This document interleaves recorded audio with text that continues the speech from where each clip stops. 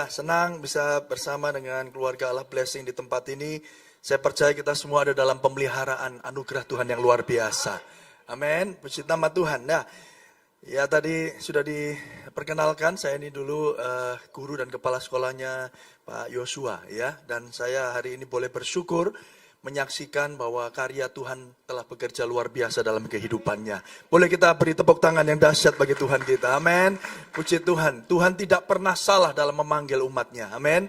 Saya percaya saudara pun menerima berkat yang datang daripada Tuhan. Nah, hari ini saudara, tadi pagi saya sudah menyampaikan 2 topik. Dan hari ini saya akan menyampaikan kepada setiap saudara satu judul yang saudara bisa baca di layar. Saya tuliskan di sana penantian yang berarti, ya, penantian yang berarti. Berapa banyak saudara, ya, seringkali kita ini paling tidak suka itu disuruh nunggu, betul ya, Bapak Ibu Saudara ya. Berapa banyak yang tidak suka nunggu, saudara ya. Apalagi kalau sudah antrian dokter, waduh sudah antrian dokter, antrian pokoknya ngantri itu tidak senang saudara ya, benar ya.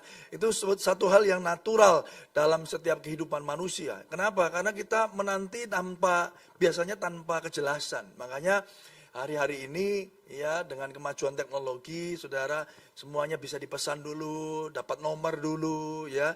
Untuk apa? Untuk memastikan proses antriannya itu diperjelas ya. Kita tahu what to expect. Kita tahu kita ini nomor berapa, yang masuk nomor berapa. Betul Bapak Ibu ya? Karena kita tuh nggak suka nunggu. Tapi seringkali bukankah dalam setiap kehidupan kita itu diizinkan Tuhan untuk kita ini menantikan jawaban. Bahkan jawaban setiap doa dan permohonan kita. Betul ya Bapak Ibu ya? Oleh karena itu mari kita baca di dalam Markus pasal yang kelima.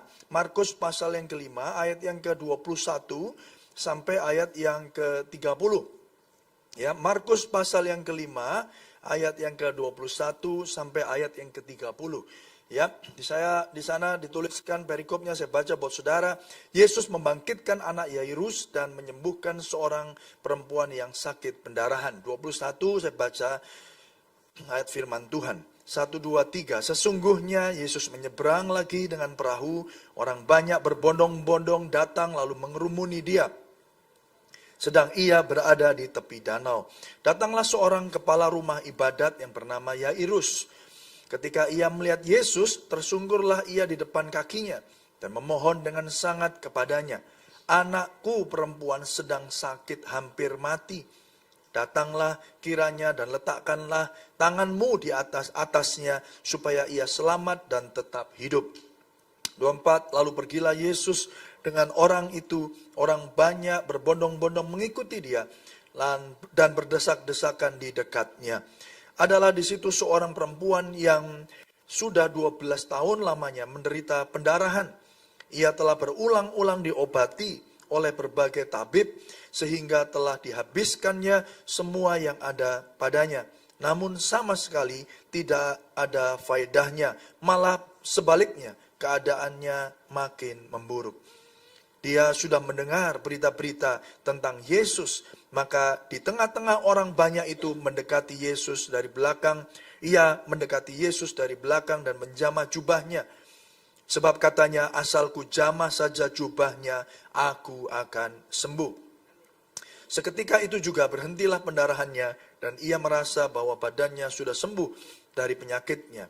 Pada ketika itu juga Yesus mengetahui ya bahwa ada tenaga yang keluar dari dirinya. Lalu ia berpaling di tengah orang banyak dan bertanya, siapa yang menjamah jubahku?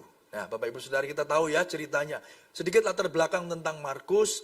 Ya, Markus ini menuliskan ya Injil Kristus ini dan ditaruh di kanonisasi setelah Matius. Tapi banyak orang percaya bahwa sesungguhnya Markus ini ya Injil Kristus menurut Markus ini dituliskan terlebih dahulu. Nah, Markus ini menuliskan Injil ini didasarkan oleh pengalaman pribadi dari seorang murid Yesus langsung, ya, yaitu Petrus atau Simon Petrus. Ya, dia dikenal, Markus ini dikenal sebagai muridnya Petrus, saudara ya. Dan apa yang menarik dari Markus adalah dia menuliskannya sesuai dengan pengamatan dan pengalaman Rasul Petrus. Ya, jadi saudara harus tahu latar belakangnya. Nah, di pasal 5 ini, kalau saudara lihat di ayat yang pertama, Tuhan itu bertolak sampai ke daerah Gerasa.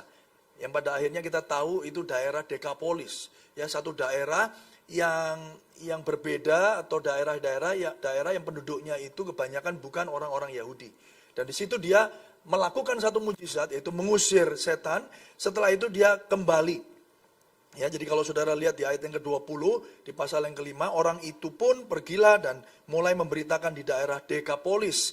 Ya, segala apa yang telah diperbuat Yesus atas dirinya, dan mereka semua menjadi heran.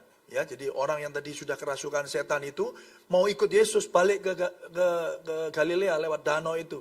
Tapi Yesus katakan tidak, kamu stay di sini. Dan apa yang terjadi, dia jadi misionaris yang pertama untuk memberitakan Injil Kristus di daerah Dekapolis, ya, atau kota-kota, 10 kota di area itu. Ya, jadi saudara, kalau baca firman kita supaya tahu dengan jelas konteksnya. Nah, jangan lupa saudara, di Markus pasal yang keempat, sebelum dia ada di daerah Gerasa itu, ya, Yesus itu juga menenangkan badai. Ya, dan itu pengalaman itu dilihat sendiri oleh rasul-rasulnya. Dan itu diceritakan kepada Markus dan dituliskan di dalam Injil yang kita baca ini. Termasuk Bapak Ibu Saudara ketika Yesus membangkitkan anak Yairus dan menyembuhkan wanita atau perempuan yang sakit pendarahan. Nah, dari sini kita jelas ya, tahu ya, jadi Yesus dari perjalanan ya menenangkan badai, nyebrang danau, ya, ngusir setan. Setelah itu dia balik lagi dan sudah ditunggu oleh orang banyak berbondong-bondong datang mengerumuni dia. Nah, satu hal yang kita belajar dari pembacaan firman Tuhan ini, perikop ini, ya Bapak Ibu Saudara, yang pertama kita bisa catat, Tuhan itu berkuasa, Tuhan itu berdaulat, termasuk atas waktu. Yang percaya katakan amin. Amin, saudara. Ya, jadi tadi di awal saya katakan penantian yang berarti. Mungkin selama ini kita berpikir bahwa kenapa kok lambat, kenapa kok tidak langsung dijawab, saudara. Bahkan ya di perikop ini kita tahu, wanita ini harus mengalami pendarahan selama berapa tahun Bapak Ibu Saudara? Tidak main-main saudara, 12 tahun. Saudara. 12 tahun mengalami pendarahan, sudah ke berbagai tabib, hartanya sudah habis semua. Saudara, kita sakit seminggu aja, nggak waras-waras, saudara, stres. Benar nggak saudara ya? Ini 12 tahun, sudah habiskan apa yang dia miliki. Sudah dijual semua, mau tabib di pojok gang ya, di samping gunung ya, di bawah lembah saudara ya, di daerah lembah, didatengin semua, enggak sembuh-sembuh. Jadi saudara ada 12 tahun, itu bicara tentang waktu yang enggak sedikit. Dan hari ini kita belajar bahwa Tuhan itu berkuasa, bahkan atas waktu saudara dan saya, yang percaya katakan amin. Dia berkata, akulah Alfa dan Omega. Dia tidak hidup di dalam timeline, di dalam waktu manusia. Karena dia Allah yang menciptakan langit dan bumi dan segala isinya. Akulah yang awal dan yang akhir. Artinya dia di luar waktu saudara dan saya. Dia tahu secara persis apa yang akan terjadi dalam hidup saudara. Nah saudara, ayo kita baca Markus 5 ayat 35 tadi dikatakan demikian. Ketika Yesus masih berbicara, datanglah dari keluarga kepala rumah ibadat itu dan berkata, anakmu sudah apa? Mati. Ya, sudah terlambat. It's too late. Sudah terlambat. Ini karena banyak bondong-bondong begini, lalu belum lagi di stop sama wanita ini. Ya, ini satu ini ngerepoti gitu-gitu saudara ya. Bayangkan saudara seperti posisi dalam keadaan seperti itu, ya, Yairus kepala rumah ibadat, saudara sudah berharap-harap, sudah nunggu Tuhan Yesus. Ini kemana sih Tuhan ini? Ya, ini flightnya terlambat kurang lebih begitu saudara ya. Padahal itu waktu itu naik kapal.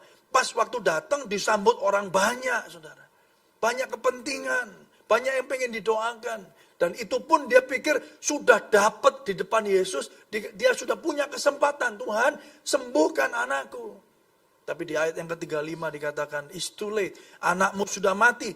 Apa perlunya lagi engkau menyusah-nyusahkan guru? Tetapi Yesus, perhatikan di sana, yuk kita baca supaya firman yang saudara dengar itu menimbulkan iman di dalam hidup saudara. Di sana dikatakan, tetapi Yesus tidak menghiraukan perkataan mereka dan berkata kepada kepala rumah ibadat, jangan takut, percaya saja. Yang percaya katakan amin. Malam hari ini pun Yesus berkata kepada saudara, tidak ada kata yang terlambat. Jangan takut, percaya saja. Beri tepuk tangan yang meriah bagi Tuhan kita. Karena dia apa? Berdaulat atas waktu. Keterlambatan yang kita pikir itu sesuatu yang tidak bisa lagi kita hindari. Karena waktunya mungkin sudah lewat. Kita tidak bisa kembali atau mengulang waktu kita. Saya mau katakan, tidak ada yang mustahil bagi Tuhan. Karena dia berdaulat atas waktu. Saudara, penundaan, saudara, itu bukan berarti Tuhan tidak peduli. Justru karena dia mengasihi saudara. Yang percaya katakan amin. Dia mau setiap kita belajar di dalam sebuah proses. Saudara, mereka pikir mereka itu terlambat atau Yesus itu terlambat. Mereka berharap Yesus datang sebagai tabib. Benar ya Bapak Ibu Saudara ya? Ini Tuhan, ini anakku ini cuma sakit tadinya. Kalau sekarang mati. Jadi terlambat. Seakan-akan begini Bapak Ibu Saudara. Orang-orang bahkan mungkin dalam hati Yairus, dia itu membatasi kuasa Tuhan. Kalau sakit Tuhan bisa sembuhkan, seolah begitu. Tapi kalau mati sudah terlambat. Saudara paham ya Bapak Ibu Saudara ya? Dulu utangku itu cuma sedikit Tuhan. Coba kamu dulu tolong aku. Waktu utangku sedikit. Ini sekarang enggak tolong-tolong. Bunganya sudah nambah-nambah ini. Kalau yang sekarang, waduh. Nah itu saudara. Kita seringkali punya iman sesuai dengan keadaan kita. Betul nggak Bapak Ibu Saudara? Ketok aneh iso ini. Wah gitu kan.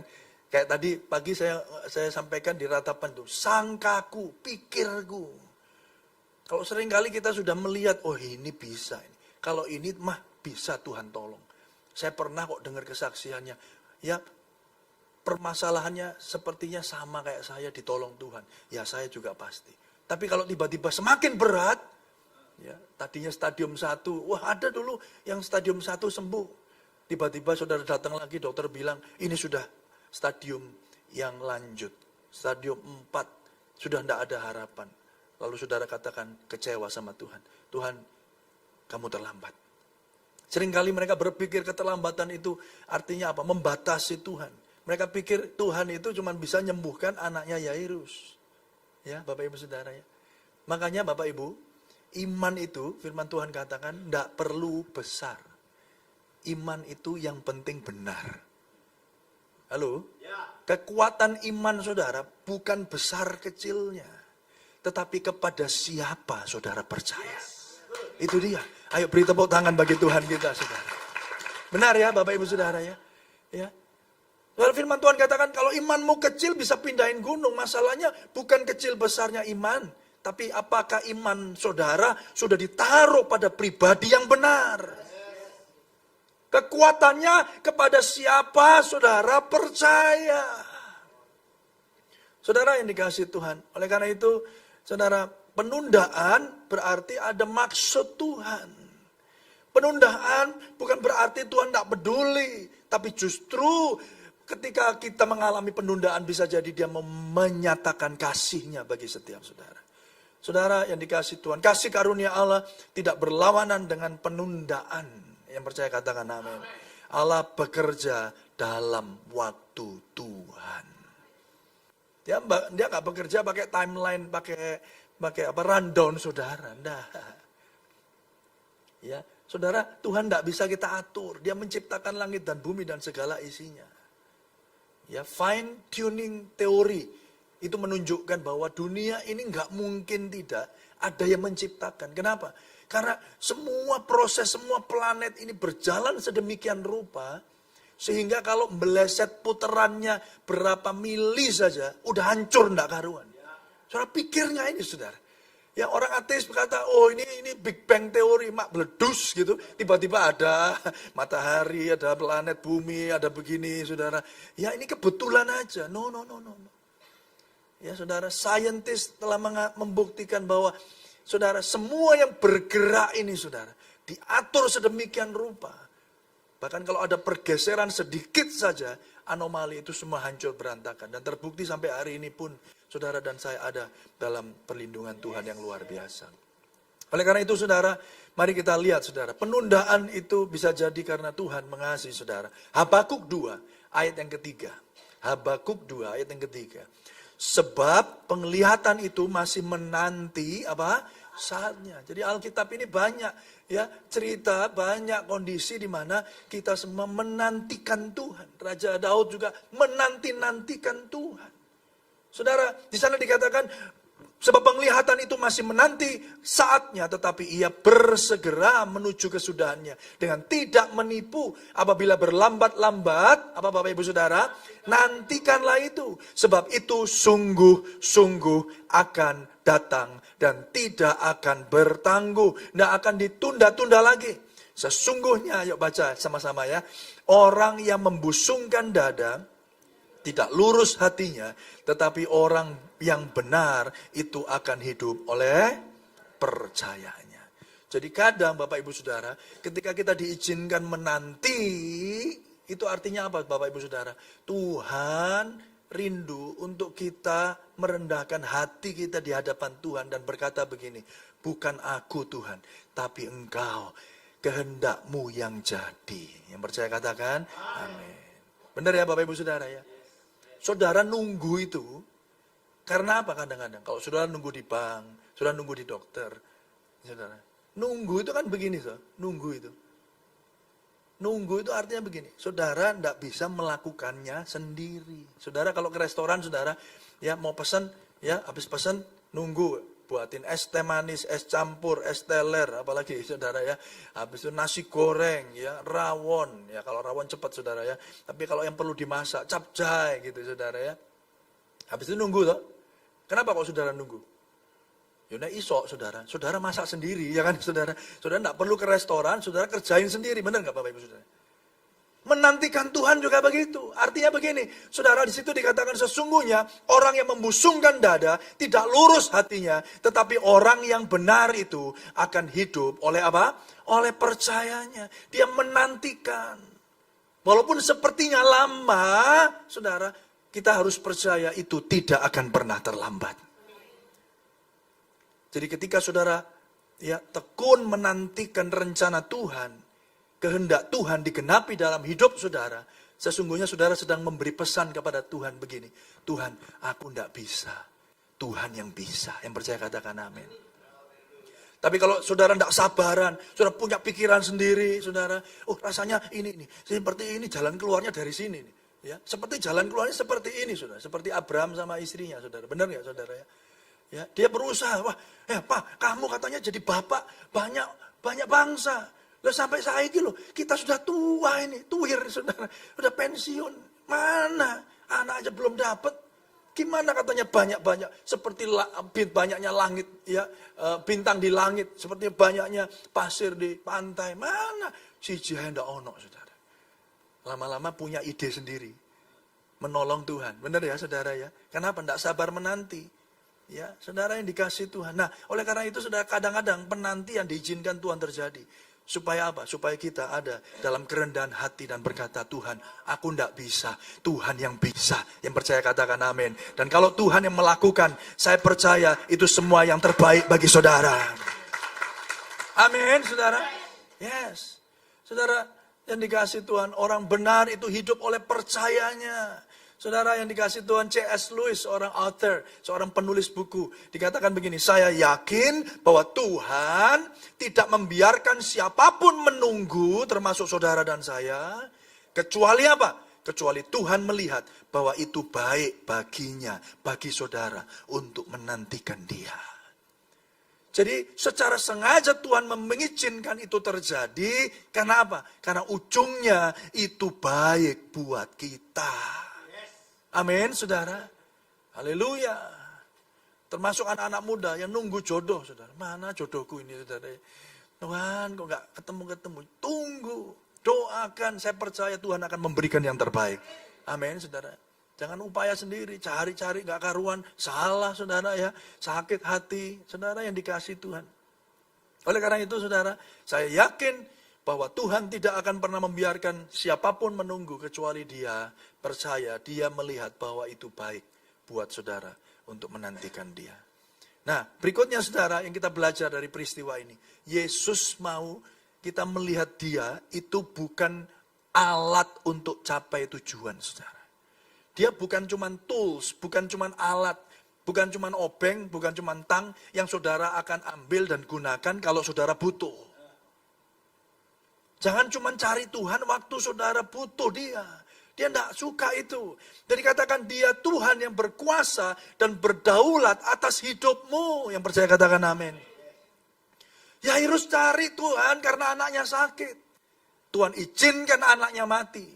Supaya apa? Supaya Yairus tahu. Dan supaya Yairus punya pengalaman pribadi dengan Tuhan. Bahwa apa? Bahwa tidak hanya saja Tuhan itu seorang tabib yang ajaib. Tetapi dia adalah Tuhan yang berdaulat atas kematian sekalipun. Amin, Bapak Ibu Saudara. Saudara, jika Yesus bukan Tuhan, maka dia hanya alat untuk mencapai tujuan-tujuan dan keinginan saudara. Saudara, Markus 5:38 tadi dikatakan, mereka tiba di rumah kepala rumah ibadat.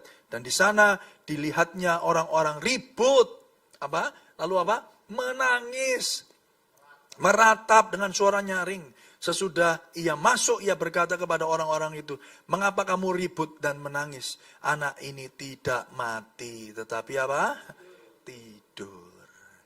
Ya, Tuhan itu menenangkan ya, tenang aja. Ya, kematian bagi Tuhan itu kayak tidur, saudara. Ya, tidur. Kalau saudara tidur itu kan nanti bangun toh. Ya, ya. Saudara, Yairus berharap Yesus sebagai tabib yang menyembuhkan. Tetapi yang Yairus alami, ya, Yesus itu berkuasa atas kematian. Saudara yang dikasihi Tuhan, melalui korban Yesus di atas kayu salib, ketakutan terbesar manusia, yaitu kematian, telah ditaklukkan oleh Yesus Kristus. Yang percaya katakan amin. Ketakutan manusia itu kan mati. Tuh. Ya. Oh Pak, saya nggak takut apa aja Pak. Tapi kalau mati, wah saya nggak bisa Pak. Ya. Soalnya nggak bisa bangun sendiri, benar nggak saudara ya? Tapi hari ini kita tahu bahwa di atas kayu salib dia telah menaklukkan ketakutan terbesar saudara, yaitu kematian. Dan tidak hanya kematian, tidak hanya ketakutan terbesar, tapi juga masalah terbesar manusia, yaitu dosa. Karena ini saudara kebenarannya, manusia tidak dapat menyelamatkan dirinya sendiri. Harus ada orang lain yang menolong, yang menyelamatkan, yang menebus. Dan itu persis yang dilakukan Kristus Yesus di atas kayu salib ini. Sedangkan wanita pendarahan, apa yang terjadi saudara? Wanita yang pendarahan 12 tahun berharap hanya disembuhkan. Makanya kan dia curi-curi kan? Kalau saja aku menyentuh ujung jubahnya, maksudnya apa? Habis itu terus dia lari, melayu. Sudah waras, dia lari saudara. Benar ya saudara ya? Maksudnya kan begitu. Karena apa? Malu. Saudara harus tahu budaya pada waktu itu kalau wanita pendarahan 12 tahun dia dikucilkan, dia tidak bisa melakukan dan ikut dalam setiap ibadah dan banyak upacara-upacara yang lain, saudara. Saudara yang dikasihi Tuhan, oleh karena itu dia nggak mau cari perhatian lagi, saudara. Wanita pendarahan itu berharap hanya disembuhkan, tetapi dia justru mengalami Yesus sebagai Tuhan yang mengasihi. Dan tidak hanya itu saudara, dia melalui hidupnya yang dipulihkan, dia menjadi kesaksian, menjadi alat Tuhan untuk menyatakan kemuliaannya. Yang percaya katakan amin. Kadang kita tuh seperti wanita itu. Sudah, yang penting tidak rame-rame, yang penting waras. Sudah. Habis itu saudara berpikir, sudah nanti aku tetap mempraktekkan agamaku yang lama. Makanya saudara, ya, saat yang terbaik untuk mendoakan orang itu ketika mereka terbaring sakit, nggak bisa apa-apa, benar nggak Bapak Ibu Saudara? Dan kadang mereka juga nggak akan keberatan kalau saudara katakan, Pak, Bu, Om, Oma, boleh saya doakan gitu. Padahal mungkin bisa jadi agamanya tidak seperti agama saudara, benar nggak saudara? Kepercayaannya mungkin beda, tapi ketika nafasnya, saya doakan ya. Iya nyo, doakan dalam nama Yesus. Sakarepmu, benar nggak saudara? Loh benar kan saudara ya? Dalam nama Yesus loh ya, iya. Loh saya ini pengikut Kristus loh, iya Oma. Iya nyo, udah sakarepmu dalam nama Yesus, dalam nama Sopo. Pokoknya aku waras, benar nggak saudara? Ya. Karena itu kadang tujuan manusia yang penting pokoknya aku waras. Tapi setelah itu saudara, digeletakno saudara. Pakai Tuhan hanya sebagai alat, sebagai tabib. Tapi wanita yang pendarahan ini saudara, dia mengalami Tuhan yang mengasihi dia dan memulihkan keadaannya. Bahkan memakai hidupnya untuk menyatakan kemuliaan Allah. Mari beri tepuk tangan yang meriah bagi Tuhan kita. Tidak cuma itu, menjadikannya sebagai murid Kristus. Setelah itu saudara, dia bersaksi tentang apa yang Tuhan sudah kerjakan di dalam hidupnya. Saudara yang dikasihi Tuhan, oleh karena itu ya di Markus 5 ayat 34 tadi kita melihat begini. Maka katanya kepada perempuan itu, "Hai anakku, imanmu telah menyelamatkan engkau. Pergilah dengan selamat dan sembuhlah dari penyakitmu." Saudara, Tuhan tidak mau cuman saudara ini merasakan dia sebagai tabib. Cuman sembuh, ya wis, ya enggak wis, tak tinggal wis, enggak. Tuhan mau membangun relasi dengan saudara dan saya.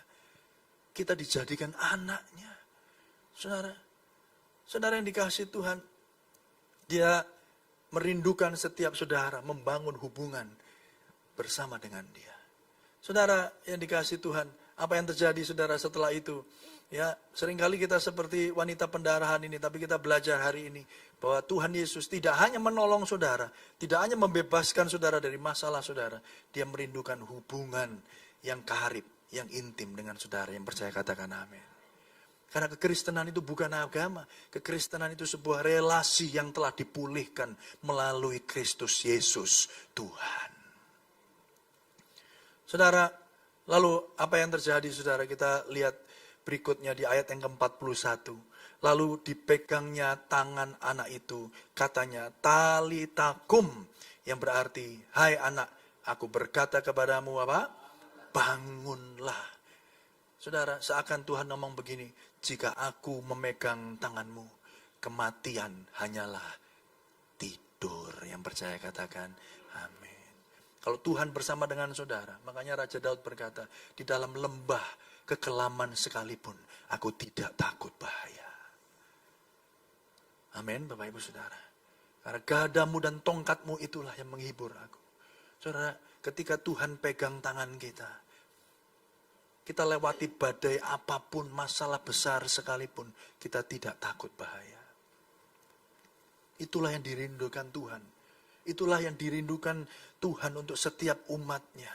Dia Allah yang berkuasa atas setiap kehidupan saudara. Saudara, di situ dikatakan, hai talitakum, yang berarti hai anak, aku berkata kepadamu, bangunlah. Itu pun dituliskan oleh Markus. Kenapa? Karena yang lihat peristiwa itu adalah Petrus, Yakobus, dan Yohanes. Saudara, secara detail dikatakan dikatakan kata-katanya, saudara. Dan itu dituliskan dengan jelas di dalam kitab Markus ini. Saudara yang dikasihi Tuhan, Yesus rindu kita tidak hanya mengalami kuasanya, namun juga kasih-Nya. Yang percaya katakan amin. Saudara percaya Tuhan buat mujizat? Saudara percaya Tuhan menyembuhkan? Amin, Bapak Ibu Saudara. Tapi kita juga hari ini percaya Tuhan juga mengasihi saudara. Amin, saudara. Tuhan bisa sembuhkan saudara lewat dokter. Saudara, kalau pakai analogi yang sederhana, saudara. Dokter saudara, atau tabib, atau siapapun yang saudara datangi, saudara, bisa memberikan resep. Dan melalui obat itu, saudara bisa sembuh. Betul, Bapak Ibu Saudara? Ya. Tapi tidak cukup itu. Relasinya tidak cukup cuman tabib dan pasien, dokter dan pasien. Tuhan rindu lebih daripada itu untuk menyatakan kasih-Nya kepada saudara. Amin, Bapak Ibu Saudara. Makanya hari ini kalau saudara jadi jemaat, saudara, jangan mau cuman punya pikiran yang keliru. Artinya gini, kekristenan itu juga bukan begini. Oh, aku jemaat biasa. Saudara, engkau ditebus dengan darah yang mahal. Yang percaya katakan amin, saudara. Engkau adalah murid-murid Yesus Kristus. Saudara, kita ini bukan cuman penggembira, penonton, saudara. Nah, saudara mengalami Tuhan. Dan Tuhan rindu untuk saudara membangun hubungan. Pernyataan kasih Kristus itu dinyatakan dalam hidup saudara. Yang percaya katakan amin. Makanya kekristenan itu tidak transaksi, saudara. Ya, saya begini, Tuhan begitu. Ya, Tuhan udah berikan segalanya, nyawanya bagi saudara. Saudara mau minta apa lagi? Kalau nyawanya saja sudah diberikan kepada saudara, maka apapun yang saudara butuhkan hari ini Tuhan tahu. Yang percaya katakan amin. Ya, Bapak Ibu Saudara. Yesus tidak hanya berkuasa, namun dia juga mengasihi saudara dan saya. Ayo kita lihat 2 Korintus 13 ayat yang keempat. Di versi BIMK dikatakan demikian, saudara. Memang pada waktu ia disalibkan, ia lemah, namun sekarang ia hidup karena kuasa Allah. Kami juga lemah dalam hidup kami yang bersatu dengan Kristus. Tetapi bila menghadapi kalian, kami pun kuat bersama Kristus. Karena apa? Kuasa Allah. Jadi Bapak Ibu Saudara, orang Kristen bisa menderita enggak? Bisa. Kita bisa menghadapi suffering, tapi dengan pola pikir yang berbeda. Saudara, ada Tuhan yang menyertai kita. Ada kekuatan yang memampukan kita. Yang percaya katakan amin. Saudara yang dikasih Tuhan, apa yang memampukan Tuhan melakukan itu? Kristus disalibkan dalam kelemahannya, agar kita bisa hidup di dalam kuasa Allah. Saudara, Kristus menjadi lemah, agar saudara menjadi kuat. Yang percaya katakan amin. Ada pergantian di atas kayu salib. Saudara, dia dibiarkan lemah tak berdaya. Lidahnya keluh, tidak bisa beri jawaban, saudara. Seperti domba yang masuk di dalam sebuah pembantaian, saudara. Supaya apa? Supaya saudara yang lemah hari ini boleh dikuatkan oleh Allah. Yang percaya katakan amin. Katakan kanan kiri saudara, kamu kuat karena Kristus. Haleluya. Dia rindu, Tuhan rindu supaya saudara dan saya mengalami dia dan membangun hubungan yang intim dengan Tuhan. Amin, Bapak Ibu Saudara. Maka hari ini Bapak Ibu Saudara, kalau saudara diizinkan menanti, tetap sabar, tetap tenang. Artinya apa? Ada pernyataan kasih Allah bagi setiap saudara. Kita mau naik kelas, Tuhan mau menyatakan sesuatu. Nantikan dengan sabar, dengan sebuah pengharapan. Pasti ada kemuliaan di balik salib Kristus. Amin, saudara. Ya. Orang Kristen, saudara, dalam sejarahnya ngalami aniaya, saudara. Tapi tetap kuat, tetap merambat, tetap bertumbuh dan berkembang. Justru ketika tidak alami apa-apa, tidak nambah-nambah, Pak. Lu benar, saudara.